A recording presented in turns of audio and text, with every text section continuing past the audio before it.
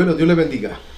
Bienvenido a esta nueva lección correspondiente a la lección número 1 que se titula ¿Quién es Dios? Estábamos viendo la naturaleza de Dios y en esta nueva sección vamos a mirar el tema que Dios creó 3 dimensiones.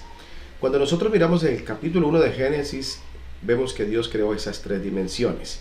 En su poder, en su capacidad, Él creó 3 dimensiones. Estamos hablando primeramente del tiempo. Cuando dice en Génesis 1, dice en el principio. Y dice allí el verso 5, y llamó Dios a la luz día y a las tinieblas llamó noche. Y fue la tarde y la mañana un día. Ahí está diciéndonos que Él creó el tiempo. Él fue el creador del tiempo. Y ya cuando vemos al final de la Biblia en Apocalipsis 10:6 dice, y juró que el tiempo no sería más. Lo que está diciéndonos allí es que Él dará finalización a esa dimensión del tiempo. Ya el tiempo no existirá más. Por lo menos para nosotros viviremos en una eternidad. Pero Dios en sí mismo no está incluido en el tiempo. El tiempo a Él no lo afecta. Igualmente Él creó el espacio. Por eso leemos en Génesis también el capítulo 1 que dice que en el principio creó Dios los cielos y la tierra. Ese espacio, ese cielo, esa dimensión espacial en donde nosotros nos movemos, pero pues eso no afecta a Dios. Pero también vemos que Dios creó la materia, es decir, todo aquello por lo cual está compuesta toda la creación.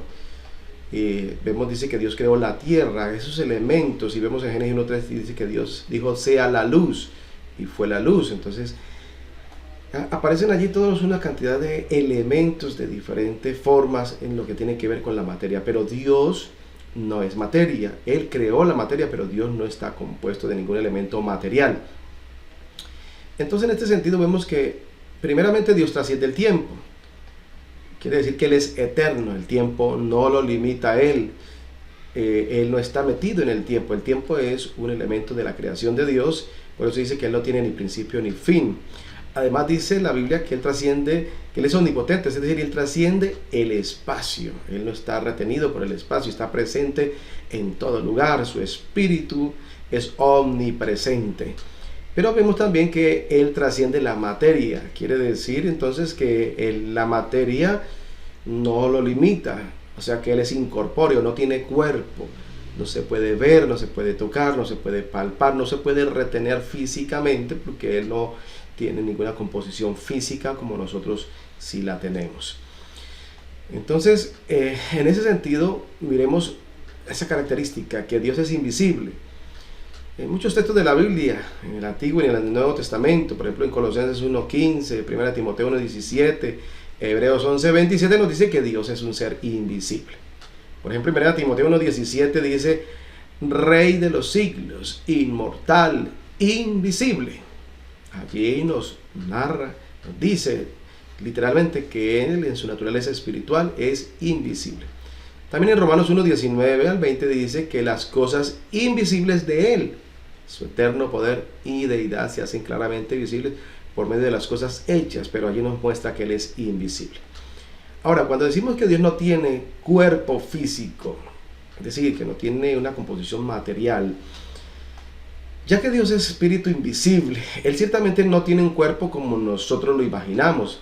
Él sí tomó varias formas, manifestaciones temporales a través del Antiguo Testamento para que nosotros lo pudiéramos conocer. Sin embargo, la Biblia no registra ninguna manifestación corporal permanente de Dios hasta la manifestación en carne en Jesucristo, cuando nació. Entonces, decimos que Dios es espiritual, pero Él puede hacerse visible, palpable, es decir, Él puede entrar en las dimensiones que Él creó, hacer parte de ellas, sin que eso lo altere a Él. Entonces, en el nacimiento de Cristo, vemos que es una manifestación permanente, no como las que había habido en el Antiguo Testamento, que eran temporales. Esta ya es una manifestación más permanente. Vamos a mirar ahora esta parte de los antropomorfismos. Las referencias escriturales a los ojos, las manos, los brazos, los pies, el corazón y otras partes del cuerpo de Dios son ejemplos de lenguaje figurativo o los llamados antropomorfismos. ¿Qué es un antropomorfismo? Son las interpretaciones de lo no humano en términos de lo humano, para que el hombre, nosotros lo podamos comprender. Es decir, humanamente no podríamos nosotros de alguna manera entender a Dios, pero Dios nos habla y se manifiesta en manera y en términos humanos para que nosotros lo podamos entender. Así como nosotros vemos, palpamos y tenemos otros elementos humanos, no es que Dios tenga elementos humanos, pero Él nos habla como si tuviera esos elementos humanos para que nosotros lo podamos entender. Vamos a ver algunos ejemplos de esos antropomorfismos.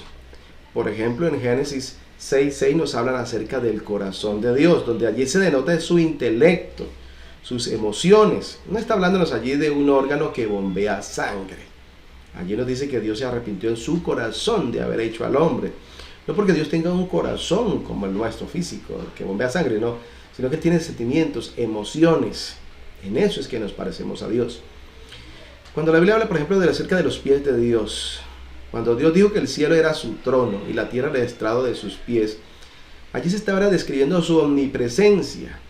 No se estaba hablando de unos pies literales sobre el globo terráqueo, sino ya es algo simbólico, ilustrado. Era una manera que no era literal. Por ejemplo, también cuando la Biblia habla acerca de su mano derecha, que es una de las cosas que a muchas personas se les complica entender.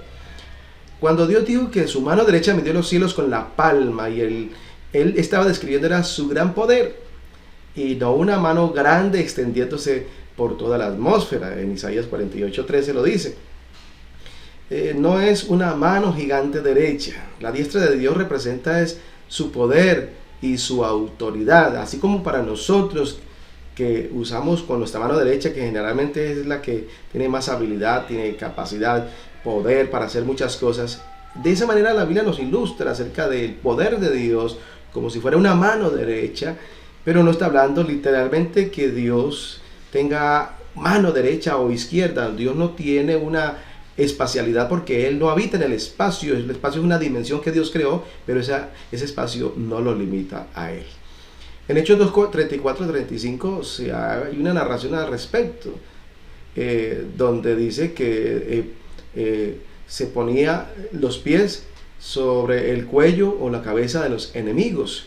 Eso en tiempos antiguos literalmente se hacía. En Josué 10:24 vemos un ejemplo. Entonces, esa es una ilustración, pero no significa literalmente que eso Dios lo esté haciendo así, de esa manera, como si Dios tuviera unos pies que pusiera sobre los enemigos.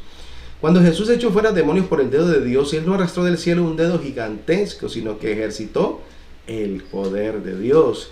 Es una manera simbólica. Cuando la Biblia habla, por ejemplo, acerca de los ojos de Dios, dice: los ojos de Jehová están en todo lugar. No significa esto que Dios tenga ojos físicos como los nuestros en toda localidad, sino que indica su omnipresencia, quiere decir que está presente en todas partes, y su omnisciencia, quiere decir que tiene todo conocimiento.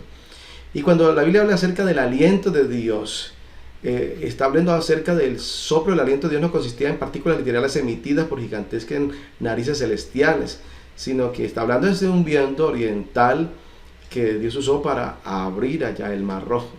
Entonces, en resumen, acerca de esta parte, Dios como espíritu no tiene un cuerpo, a menos que Él mismo escoja manifestarse o hacerse visible en forma corporal, como lo hizo en Jesucristo.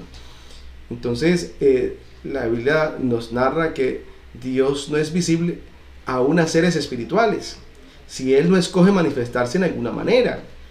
Por ejemplo, en 1 Timoteo 3:16 nos habla algo interesante. Dice: Dios fue manifestado en carne. Y allí, cuando se manifestó en carne, luego dice que fue visto de los ángeles, lo que implica, y podemos deducir, que si Él no se manifiesta en carne, no es visible a los ángeles. Igualmente, en San Juan 1:18 dice: nadie ha visto jamás a Dios. Entonces, Dios es invisible a todo ser, a toda criatura de Dios, a menos que Dios decida hacerse visible para que pueda comunicarse con el ser humano o con ese ser que Él se manifiesta.